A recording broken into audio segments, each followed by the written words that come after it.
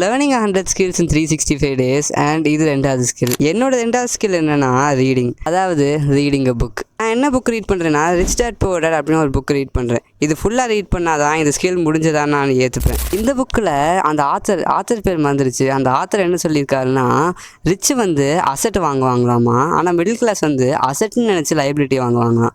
Let me explain it for you. Accounting டேர்ம்ஸில் அசட்னா ஏதாவது நீங்கள் வாங்கி அது உங்களுக்கு 2 வருஷத்துக்கு மேலே இருந்துச்சுன்னா அது அசட்டு, நீங்கள் யாருக்காவது காசு கொடுக்கணும் அது லைபிலிட்டி. ஆனால் இவர் என்ன சொல்கிறாருன்னா, நீங்கள் அசட் வாங்கிட்டு அது உங்களுக்கு எக்ஸ்பென்ஸே கொடுக்கக்கூடாது, உங்கள் பேக்கெட்டில் மணி போட்டுக்கிட்டே இருக்கணும். ஆனால் லைபிலிட்டினா உங்கள் பேக்கெட்லேருந்து மணி எடுத்துகிட்டே இருக்கும். அதனால இந்த ரிச்சில் என்ன பண்ணுவாங்க, இந்த ஷேர்ஸு பாண்ட்ஸு அதிலெல்லாம் இன்வெஸ்ட் பண்ணுவாங்க.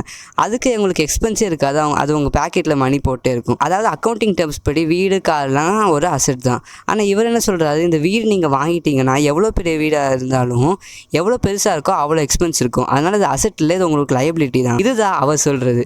நான் இனிமேல் படிச்சுட்டு இனிமேல் உங்களுக்கு வீடியோ வேணாம் லாங் வீடியோவாக போடுறேன்.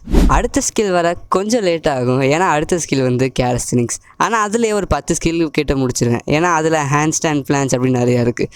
அதனால் see you next time. Bye.